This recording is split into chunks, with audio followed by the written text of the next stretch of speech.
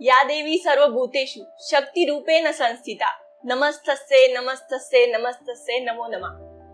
नमस्कार मित्रांनो, मी प्रियंका गायकवाड या देवी सर्वभूतेषु या आजच्या भागामध्ये आपलं स्वागत करते. सनातन धर्मात स्त्रीला देवी समान दर्जा दिला जातो, मग ती दुर्गा असो, काली असो किंवा सामान्य स्त्री असो. खरं सांगायचं तर आज स्त्रिया कुठल्याच बाबतीत मागे नाहीये.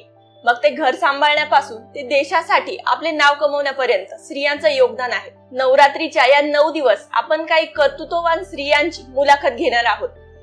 त्यापैकीच एक आज आपल्या समोर उपस्थित आहे, ज्यांनी नेमबाजीत 3 नॅशनल मेडल जिंकले आहेत आणि स्टेट चॅम्पियनशिप मध्ये 20 पेक्षा अधिक मेडल जिंकले आहेत. तर स्वागत करूया पुण्यातील नेमबाज उज्ज्वला बोराडे यांचं. नमस्कार मॅडम. कसं वाटतंय तुम्हाला आमच्या या देवी सर्वभूतेषु या कार्यक्रमात येऊन? खूपच छान वाटतंय. आणि तुम्ही जो आज हा कार्यक्रम राबवताय की जिथे स्त्रियांनी केलेल्या कामगिरीचा तुम्ही सन्मान करताय, हे बघून मला खूप छान आणि खूप अभिमान वाटतो या गोष्टीचा. तर तुम्हाला रायफल शूटिंग जेव्हा तुम्ही सुरुवात केली तर ती वयाच्या कुठल्या वर्षी सुरुवात केली?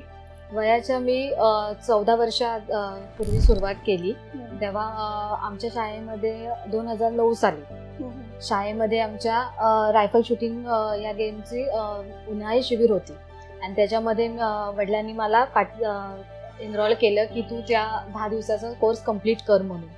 मग मी त्याच्यामध्ये 10 दिवसाचा कोर्स शिबिर ते कम्प्लीट केलं. मग त्यामध्ये माझं ग्रुपिंग म्हणतात आमच्या शूटिंगमध्ये ते खूप चांगल्या प्रकारे यायला लागलं आणि मला त्या गेमची खूप आवड निर्माण झाली. आणि मग त्यामुळे मला असं वाटलं की मी या गेममध्ये नक्कीच पुढे काहीतरी चांगलं करू शकते, की एक तो विश्वास माझ्यामध्ये निर्माण झाला. आणि मग तिथून पुढे मी रायफल शूटिंग या गेमची सुरुवात पुढे चालू केली.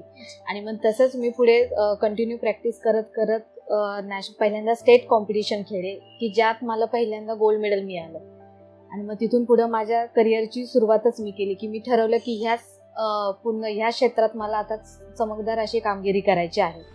मग तिथून पुढे स्टेट चॅम्पियनशिप खेळले की त्यात मला सगळ्यात गोल्ड मेडल, सिल्वर मेडल असे मी कंटिन्यू मेडल्स घेतच गेले. त्यामुळे एक आत्मविश्वास वाढला की आपण देशासाठी नक्कीच ऑलिम्पिक मेडल ह्या गेममध्ये आणू शकतो. मग त्याच वर्षी मला पुढे 2012ला नॅशनल मेडल मिळालं. त्याच्यानंतर 13ला सिल्वर मेडल मिळालं. असेच मेडल घेत आजपर्यंत आता मी सध्या ह्या स्टेजवर एक नॅशनल मेडलिस्ट मी आहे आणि मी स्वतः कोचिंग सुद्धा करत आहे. अच्छा, तर मग जसं की खेळाची सुरुवात करताना तुम्हाला कुठल्या चॅलेंजेसला सामोरं जावं लागलं? सगळ्यात पहिलं चॅलेंज असं होतं की खर्च. कारण पाहायला गेलं तर शूटिंग गेम हा खूप खर्चिक गेम आहे तसा, की त्याचे इक्विपमेंट्स खूप महाग आहेत. तसे जे आम्ही पॅलेट्स वापरतो ते सुद्धा खूप महाग आहेत आणि तेवढी घरची आर्थिक परिस्थिती नव्हती. आणि मी एकटी नसताना माझ्यासोबत माझे 2 भाऊ होते की ज्यांचंही शिक्षण झालं किंवा त्यांचे काही कोर्सेस होते की त्याचं खर्च. मग तो पहिला हे होता की खर्चाचा विषय होता. मग तिथे वडिलांनी अशी साथ दिली की नाही, तू टेन्शन घेऊ नकोस, तू ते कर. मग त्या हिशोबाने मी पुढे तो गेम कंटिन्यू केला. आणि बाकी चॅलेंजेस म्हणजे एक होता की वेळ, की आपण म्हणतो की एक जो प्लेयर असतो त्याच्या, आणि तेव्हा माझं नुकतंच शैक्षणिक होते की शैक्षणिक क्षेत्र पण होतं माझं, की त्याच्यामध्ये शिक्षण पण होतं आणि गेम पण. मग तेवढा गेम चांगल्या कामगिरीसाठी ह्या गेमला वेळ देणं पण तेवढंच गरजेचं होतं. मग त्यासाठी शिक्षणात पण थोडंसं आपलं नाही का मागे होऊ शकतं. मग त्यामुळे मी ठरवलं की जरी कितीही चॅलेंजेस आले तरी पण आपण ह्या गेमला पुढे कंटिन्यू करायचं. बाकी तर एकच होतं की खर्च, आणि त्यात जर वडिलांनी सपोर्ट केला त्यामुळे मग तो खर्चाचाही प्रश्न हळूहळू पुढे निघून गेला. तुम्ही 2012, 13 आणि 15 या 3 वर्षी नॅशनल मेडल जिंकले, पण तुम्ही सर्वात पहिलं मेडल कधी जिंकलंय आणि तेव्हा तुमच्या प्रतिक्रिया काय होत्या? सगळ्यात पहिलं मेडल मी 2009ला जेव्हा स्टार्ट केलं तेव्हा एक ओपन साईड रायफल असते, जी बेसिक रायफल असते, की तिथे मी पहिलं मेडल घेतलं. आणि ते जे मेडल मला मिळालं ते म्हणजे माझ्यासाठी एक ऑलिम्पिकचं मेडल मिळाल्यासारखा एक तो आनंद होता माझ्यामध्ये आणि माझ्या घरच्यांमध्ये, की पहिल्याच ह्याच्यामध्ये तू पहिल्यांदा गोल्ड मेडल जिंकून आलीस. त्यामुळे माझं असं होतं की आता थांबायचं नाही, आता इथून पुढे ह्या करिअरला एक चांगली मला चालना मिळाली, मला एक स्वतःचं सेल्फ मोटिवेशन मिळालं त्या मेडलमुळे. तर मी ते स्टेटचं मेडल पहिल्यांदा विन केलं, ते जे होतं की गोल्ड मेडल होतं. तुम्ही नेमबाजीत करिअर का निवडलं आणि काय विचार केला होता नेमबाजीमध्ये करिअर निवडायचं, म्हणजे तुमचं मोटिवेशन किंवा तुम्हाला सपोर्ट कोणी केला होता? अर्थातच वडिलांनी, कारण माझं पहिल्यापासून माझं आणि माझ्या वडिलांचं स्वप्न होतं की मला आर्मीमध्येच जायचंय. आणि त्यासाठी नेमबाजी हे म्हणजे आर्मीचा एक घटकपूर्ण भाग आहे की तुम्हाला रायफल चालवता आलीच पाहिजे. आणि जसं मी तो शिबिर जिथे 10 दिवसाचं मी शिबिर घेतलं, त्यानंतरून एक माझा उत्साह अजून वाढला की आर्मीमध्ये जायचंय आणि त्यात आपण नेमबाजी पण शिकतोय, की त्यातून आपल्याला पुढे त्याचा सपोर्ट सुद्धा मिळेल. त्यानुसार मग मी त्याच्यात आवड निर्माण झाली. आणि एक बेस होती की आर्मीत जायचं तर शूटिंग आलंच पाहिजे, म्हणजे हा एक फ्लो होता की शूटिंग पाहिजेलच. आणि वडिलांनी त्यासाठी खूप प्रोत्साहन केलं की तू कर. आणि जसं पहिलंच मेडल मला मिळालं की तेव्हा असं नव्हतं की करिअर करायचंच. ज्या वेळेस मला ते पहिलं मेडल मिळालं त्यानंतर माझं असं स्वतःहून प्रोत्साहन वाढलं की नाही, आपण ह्या रायफल शूटिंग गेम मध्ये मेडल आता घेतलंय तर इथं आपण अजून चांगली कामगिरी करू शकतो, यामध्ये आपण आपलं करिअर चांगल्या लेवलला घेऊन जाऊ शकतो. त्यामुळे मग मी तो विचार केला आणि त्यासाठी वडिलांचा पूर्णपणे सपोर्ट मिळाला मला. आता तुम्ही लग्नानंतरही रायफल मध्ये करिअर करतात असेल, तर मग लग्नाच्या आधी आणि लग्नाच्या नंतर दोन्ही वेळी असं तुम्हाला काही वेगळे पण जाणवलंय की आधी म्हणजे खूपच आपण चांगल्या प्रकारे करू शकत होतो किंवा लग्नाच्या नंतर कुठेतरी सपोर्ट भेटत नाही, असं कधी झालंय का? नाही, कारण दोन्ही वेळेस म्हणजे जसे माझे मिस्टर आहेत ते पूर्णपणे मला या गोष्ट शूटिंग गेम साठी खूप सपोर्ट करतात. आणि त्यांचं एकच आहे की तू तुझं करिअर अजून चांगलं बनव. म्हणजे वडिलांचं जसं एक होतं की तू हे करिअर मध्ये चांगलं नाव कमव, तू कमवशील किंवा तू चांगलं करशील, हा त्यांचा विश्वास होता. तसंच मिस्टरांचं सुद्धा माझ्यावर की तू या गेम मध्ये खूप चांगल्या लेवलची शूटर बनू शकतेस, खूप चांगल्या लेवलचं इंडियासाठी रिप्रेझेंट करू शकते. मग त्या दोघांचाही विश्वास मला सेमच वाटतो. त्यामुळे लग्नाच्या आधी आणि लग्नाच्या नंतर असा काही फरक पडलाय असं वाटत नाही शूटिंग मध्ये. त्यामुळे प्रोत्साहन दोन्हीकडून आहे. आता नेमबाजी म्हटलं की शारीरिक स्वास्थ्य आणि कॉन्सन्ट्रेशनची आणि श्वासोच्छवास याची खूप जास्त नियंत्रणावर गरज असते, तर मग त्यासाठी तुम्ही काय करता? त्यासाठी आमचं मेन म्हणजे शूटिंगचं सगळ्यात मेन शूटिंग गेम हा माइंड गेम पूर्णपणे, की त्याच्यामध्ये आम्हाला पूर्ण माइंड कंट्रोल ठेवून हा गेम खेळावा लागतो. आणि त्याच्यामध्ये त्याच्या जोडीला सोबत येतो तो आमचा ब्रिदिंगचा पॅटर्न येतो, की ह्या सगळ्या गोष्टी माइंड कंट्रोल, ब्रिदिंग कंट्रोल ह्या सगळ्या गोष्टी करून आम्हाला तो शॉट चालवावा लागतो, जो की आमचा 30 सेकंदामधला शॉट असतो. आणि त्यामध्ये आम्हाला ब्रिदिंगचं जे आमचा पॅटर्न आहे तो असतो की होल्ड अँड शूट हा पॅटर्न असतो, की श्वास घेणे, सोडणे, होल्ड अँड शूट हा आमचा पॅटर्न होतो. मग त्यासाठी आम्हाला स्वतःची म्हणजे आपल्या आतमध्ये जी लंग्स कॅपॅसिटी ही डेव्हलप करावी लागते शूटर्सला. मग त्यासाठी त्यांना ब्रिदिंग एक्सरसाइज खूप कंपल्सरी असतात, की त्यांनी त्या ब्रिदिंग एक्सरसाइज डेली बेसिसवरती म्हणजे म्हणलात तरी चालेल की उपाशी पोटी सकाळच्या टायमिंगमध्ये केल्याच पाहिजे, की जेणेकरून त्यांचं लंग्स कॅपॅसिटी चांगल्या प्रकारे डेव्हलप होती आणि त्यांना त्यांच्या स्टेबिलिटीनुसार ब्रिदिंगच्या बेस विथ ब्रिदिंग की त्यांचं शॉट चालवू शकतात. उपाशी पोटी जर केलं तर त्याचं बेनिफिट जास्त मिळतं, असं जास्त भेटतं. कारण आमच्या असं की जसं तुम्ही म्हणताल की योगा आहे, सूर्यनमस्कार आहे, प्राणायाम आहे, किंवा आमच्या ब्रिदिंगच्या एक्सरसाइज असतात. आमचा सोहम पॅटर्न असतो शूटिंगसाठी, तो पॅटर्न, की या सगळ्या आम्हाला एक्सरसाइज जेवढ्या आम्ही उपाशी पोटी करू सकाळच्या टायमिंगमध्ये तेवढ्या आम्हाला आमच्या स्कोरिंग वाढवण्यासाठी, परफॉर्मन्स वाढवण्यासाठी, आम्हाला स्टेबिलिटीसाठी चांगला त्याचा उपयोग होतो. त्यामुळे ते आहे. सूर्यनमस्कार आहेत आमच्या ह्याच्यामध्ये, की तेही आम्हाला डेली मुलांना किंवा आम्ही स्वतः प्लेयर सुद्धा ते डेली बेसिसवरती आमचा तो प्रोग्रामच असतो की जो आम्हाला सकाळी उठून हा करावाच लागतो. त्याच्यात थोडा जरी खंड पडला तरी आमच्या प्रॅक्टिसमध्ये भरपूर असा फरक पडतो. आता शूटिंग मध्ये डाएटचा म्हणजे काही रोल असतो का? म्हणजे सपोज तुम्ही डाएट कंटिन्युअसली पाळताय तर मग त्याचे बेनिफिट तिथे होता का? होतं म्हणजे डाएट असं म्हणायला गेलं तर डाएट जसं बाकीच्या गेम्सला खूप हेवी डाएट पाळावा लागतो तसं शूटिंगमध्ये एवढा हेवी डाएट पाळावा लागत नाही.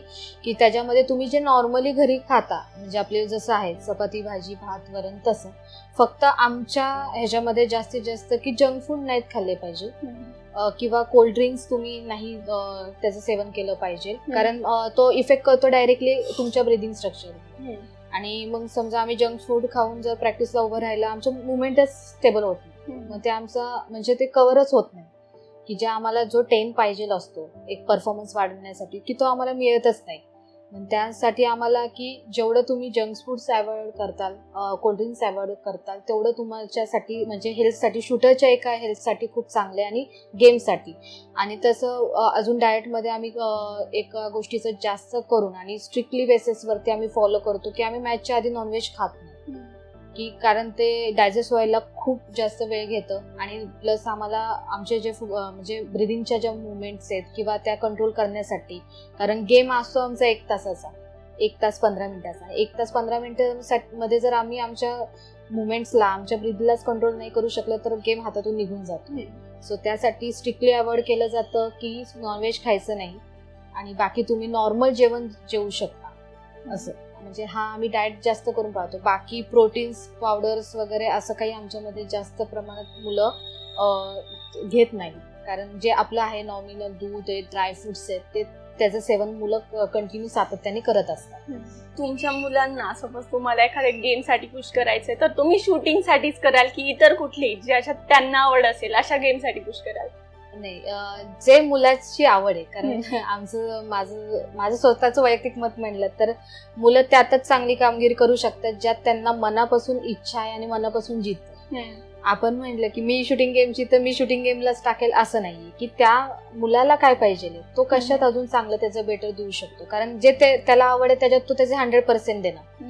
तिथे आपल्याला पण सांगायची गरज नाही लागणार की तू हे कर तू ते कर म्हणून की जेवढं तो स्वतःहून करेल तेवढं त्याला चांगलं सक्सेस भेटणार. त्यामुळे त्यांनी मुलांना जी आवड आहे ती आपण ॲनालिसिस केली पाहिजे नक्की त्याला हा गेम आवडतोय का त्याला इतर गेममध्ये आपल्याला पुढे जायचे चान्सेस आहेत त्याला असं वाटते की मला दुसरा गेम चांगला वाटतो तर मग त्याचा इंटरेस्ट बघून आपण पुढे त्यांना गाईड केलं पाहिजे. आणि मी तर शक्यतो माझ्या मुलांना तेच की पहिले जेव्हा पॅरेंट्स माझ्याकडे येतात किंवा आमच्या अकॅडमीवरती तेव्हा ते पहिले विचारतात की म्हणजे मुलगा करतोय का करेल का तर पहिलं आम्ही मुलांशीच कोऑर्डिनेट करतो की तुला काय आवड आहे तुला अजून लाईफमध्ये काही बनायचंय तर त्यानुसार आम्ही सगळं ती चर्चा करून डिस्कस करून मग मुलाची आम्ही आवड बघतो की नक्की आहे कशा आणि त्यानुसार मग पॅरेंट्सला आम्ही गाईड करतो की नाही जर शूटिंगमध्ये असेल तर तुम्ही शूटिंगमध्ये म्हणजे डोळे झाकून त्याला पुढे हे करा प्रोत्साहन द्या तो नक्की तुम्हाला चांगला रिझल्ट दाखवेल. आणि जर इतर गेममध्ये असेल तर इतर गेममध्ये आम्ही त्यांना सजेस्ट करतो. आता मी तुम्हाला काही मजेदार प्रश्न विचारते त्यांची उत्तरं तुम्हाला द्यायची थोडक्यात म्हणजे काही म्हणी विचारते तर मग त्यांची उत्तरे तुम्ही द्या. तर पहिली जी म्हण आहे तुमच्यासाठी टिटवी देखील समुद्र आटवतो तर याचा अर्थ तुम्हाला सांगायचा आहे? म्हणजे थोडक्यात की जो माणूस कधी असं वाटत नाही की काही करू शकेल की त्याच्यात ॲबिलिटी नाही तर तो माणूस सुद्धा सिच्युएशन आल्यानंतरून असं काही करून दाखवतो की ते म्हणजे पाहणारे सुद्धा बघत राहतात की या माणसाने केलं. थोडक्यात त्याचा असा अर्थ होतो. असा अनुभव तुम्हाला कधी आलाय का किंवा तुमच्या बाबतीत असं झालंय की बघून वाटत नाहीये पण केली खूप मोठी कामगिरी असं कधी झालंय का? हा असं म्हणजे म्हणायला गेलं तर माझ्या नॅशनल मेडलच्या वेळेस माझं तसं झालेलं होतं की मेहनत तर खूप घेतली होती म्हणजे खूप आम्ही प्रॅक्टिस सेशन केलेले होते म्हणजे नाही म्हटलं तरी जवळपास 8-8 तासाचे प्रॅक्टिस सेशन केलेले होते. पण एक थोडंसं मनात असतं ना की आपली ही मेहनत ओके का की त्या मेडलसाठी. आणि जेव्हा आपण स्कोर करतो आणि मेडल डिक्लेअर होतं की तेव्हा असं वाटतं की अरे हे केलं नाही का म्हणजे ते एक पहिल्या माझ्या नॅशनल मेडलच्या वेळेस मला थोडंसं जाणवलं होतं की अशी त्याच्याशी रिलेटेड की असं की आपण केलं आपण घेतलं असं थोडंसं होतं. आणि ज्यावेळी तुम्ही मेडल जिंकलं त्यावेळी तुमच्या मम्मी पप्पांच्या काय म्हणजे एक्सप्रेशन्स काय होते? खूपच खुश होते कारण म्हणजे त्यांचा आनंद गगनातच मावत नव्हता कारण त्यांच्यासाठी हे म्हणजे माझ्या घरात मी एकच अशी आहे की जी स्पोर्ट्स पर्सन आहे की जी स्पोर्ट्समध्ये जास्त इंटरेस्टेड आहे आणि जास्त इंटरेस्टने करते स्पोर्ट्स तर मग त्यांचा त्यांना खूप आनंद झाला आणि मग त्यांचा अजून मग माझ्याकडे बघण्याचा दृष्टिकोन असं झालं की तू अजून चांगलं करू शकते. मग ते त्यांच्या आनंदाकडे बघून एक खूप मनाला समाधान पण होत होतं आणि एक थोडंसं हे पण होतं की आता जबाबदारी वाढती, की जेव्हा आपल्या आई वडिलांचा आनंद समोरून इतका छान त्यांना आपण पाहतोय की आपल्या एवढ्या नॅशनलच्या मेडलच्या कामगिरीने ते इतके आनंदी आहेत, तर अजून आपण आपल्या आयुष्यामध्ये चांगलं काही काम केलं तर ते किती खुश होती. ती एक जबाबदारी पण त्याच्यासोबत आलेली होती. आता दुसरी म्हण मी विचारते, साखरेचे खाणार त्यालाच देव देणार, या म्हणीचा अर्थ तुम्हाला सांगायचा आहे? त्याच्यामध्ये असं आहे की बहुतेक माझ्या की जे जसा विचार करणार तसेच ते त्यांना मिळणार, की जेणेकरून आपण जर आपल्या बाबतीत चांगला विचार केला की पॉझिटिव्हली विचार केला तर आपल्याला पॉझिटिव्हलीच भेटेल, असं अंदाजित मला वाटते की त्या म्हणीचा अर्थ असावा. म्हणीचा अर्थ बरोबर आहे. तर मग तुम्ही असं पॉझिटिव्ह विचार या बाबतीत तुमचं काय म्हणणं आहे? म्हणजे लाईफ मध्ये आपण म्हणतो की जितके आपण पॉझिटिव्ह विचार करू ती गोष्ट आपल्या बाबतीत काहीतरी अट्रॅक्ट होते. एखाद्या गोष्टीच्या बाबतीत जर आपण नेहमी पॉझिटिव्ह विचार करतोय, ती गोष्ट आपल्याला हवी असली ती आपोआप आपल्याला भेटून जाते. तर या बाबतीत तुमचं मत काय? नाही, मी या बाबतीत खूप 100% ही गोष्ट खरी आहे आणि मी एक्सपिरियन्स पण केला. जेवढं आपण आपल्या स्वतःबद्दल किंवा आपल्याला एखादी गोष्ट पाहिजे त्या गोष्टीबद्दल जेवढं पॉझिटिव्ह बोलू आपण किंवा ती गोष्ट करण्याचा प्रयत्न करू तेवढं आपल्याला ती लवकर गोष्ट मिळते. कारण त्या ह्याच्यामध्ये एक चांगला तुम्ही म्हणताल असे की एक पॉवर असते त्या जो आपण विचार करतो त्याच्यामध्ये, आणि आपण ते स्वतःला हे करत असतो, त्या पॉवरकडे खेचत असतो की नाही मला हे पाहिजे, मला हे पाहिजे, नाही का, किंवा मला हे असं करायचंय, मला मेडल घ्यायचंय. लगेच सक्सेस मिळण्यात जो आनंद आहे त्यापेक्षा जे तुम्ही स्ट्रगल लाईफ करत आलेले चॅलेंजेस ऍक्सेप्ट करत जेवढं पुढे जाणार तुम्ही तेवढं तुम्हाला ते जे मिळणारं अचिव्हमेंट आहे त्याच्यामध्ये तुम्हाला जो आनंद किंवा समाधान मिळेल तो कशातच मोजण्यासारखा नाही. कारण तो आता स्वतः आम्ही सुद्धा अनुभवलेला आहे की जेव्हा एकदम इन्स्टंट मी म्हणेल की मला उद्या नॅशनलचं मेडल पाहिजे, मला नाही पाहिजे, होणारच नाही. कारण 1 महिन्याच्या प्रॅक्टिसवरती नॅशनलचं मेडल पॉसिबलच नाही. त्यासाठी तुमची लगातार 2-3 वर्षाची मेहनत हवी की त्याच्यामध्ये आलेले तुमचे अपडाऊन्स ते पण तुम्हाला झेलता आले पाहिजे. त्यात पण तुमचा एक स्ट्रॉंगपणा दिसला पाहिजे त्याला आलेलाच. आज ठीक आहे, आजचा दिवस आपला नव्हता किंवा आज नर्वस झाले तुम्ही, आजचा तुमचा सेशन चांगला नाही झाला तर तुम्ही त्याला सोडून द्या. उद्याचं काय, उद्यासाठी तुम्ही पॉझिटिव्ह व्हा, उद्यासाठी प्रिपेअर व्हा आणि त्यानुसार तुम्ही पुढे चाला. त्यामुळे पेशन्स ठेवणं गरजेचं आहे. आणि मी मुलांना ते सांगेल, जर तुम्हाला चांगली अचिव्हमेंट पाहिजे लाईफमध्ये तर तुम्हाला डिसिप्लिन राहणं गरजेचं आहे, प्लस पेशन्स ठेवणं गरजेचं आहे. आता आपल्या महाराष्ट्रातल्या स्त्रिया ज्या आहे स्पोर्ट्ससाठी खूप जास्त इंटरेस्टेड नसतात, तर अशा स्त्रियांना तुम्ही काय मेसेज देऊ शकता? तर मी सगळ्यांना सांगेल महिलांना की त्यांनी एक तर त्यांचं लाईफ आहेच की घर झालं, फॅमिली झालं, या सगळ्या गोष्टी त्यांच्या लाईफमध्ये आहेतच, पण एक स्पोर्ट्स हा असा आहे की ना जो स्वतःला आनंद देतो. तो भले तुम्हाला ऍज अ करिअर म्हणून चूज नसेल करायचं तर नका करू, बट एक ऍज अ स्वतःला आनंद मिळावा आणि एक स्वतःला एक त्यातून काहीतरी स्वतःची एक कॅपॅसिटी निर्माण करण्यासाठी तुम्ही तो एक स्पोर्ट्स तुम्ही कोणत्याही लाईफमध्ये घेऊ शकता. असं नाही की शूटिंगच घेतला पाहिजे, तुम्ही इतर कुठलेही स्पोर्ट्स खेळू शकता. कारण स्पोर्ट्सने एक कसं होतं, तुमच्या विचारांमध्ये मला असं वाटतं की खूप पॉझिटिव्हिटी येते, तुमची एक कॅपॅसिटी लेवल वाढते की जिथे तुम्ही 4 लोकांपेक्षा तुमच्यामधली जी कॅपॅसिटी असते ती तुम्ही खूप वेगळी असते आणि त्यांच्यापेक्षा तुमच्यातले स्ट्रेंथ वेगळ्या असतात. आणि त्यामुळे एक कदाचित मला असं वाटतं की महिलांना की त्यामुळे तुमचा जो एक लोकांसमोर जाण्याचा एक पॉइंट ऑफ व्ह्यू आहे किंवा तुमचे विचार मांडण्याचा पॉइंट ऑफ व्ह्यू आहे तो चेंज होतो. आणि त्यामुळे एक महिलांना एक समोरून अजून जास्त रिस्पेक्ट आणि एक ह्या गोष्टी की एक त्यांना महत्त्व इम्पॉर्टन्स दिले जातात. तर महिलांनी हरकत नाही की तुम्ही करिअरच म्हणून केलं पाहिजे, तर एक थोडंसं तुम्हाला तुमच्या एन्जॉयमेंटसाठी किंवा तुमच्यातल्या कॅपॅसिटी लेवल वाढवण्यासाठी तुम्ही गेम खेळू शकता आणि त्यांनी खेळला पाहिजे असं मला महिलांना सांगायचंय. तर मग बऱ्याचदा स्त्रियांना खेळात उतरायची इच्छा असते, मग तो कुठलाही खेळ असो. स्त्रियांचं आयुष्य हे लग्न आणि करिअर या दोघांमध्ये अडकलेलं असतं. जर आई आणि वडील त्याचसोबत सासरच्यांचा देखील सपोर्ट असेल ना तर कुठलीही स्त्री कुठलंही ध्येय साध्य करू शकते. त्यासोबत स्त्रीमध्ये जिद्द आणि चिकाटी देखील हवी. तर हे आपल्याला आज या मुलाखतीतून शिकायला मिळतंय. तर आज तुम्ही आमच्या सोबत उपस्थित राहिलात त्याबद्दल तुमचं मनापासून धन्यवाद. थँक्यू. आणि तुमचं मनसोक्त आभार व्यक्त करते. आणि या देवी सर्व भूतेषु या आजच्या भागाला इथेच पूर्णविराम देऊया आणि भेटूया पुढच्या भागात एका नवीन स्त्री शक्तीच्या रूपात. धन्यवाद. धन्यवाद.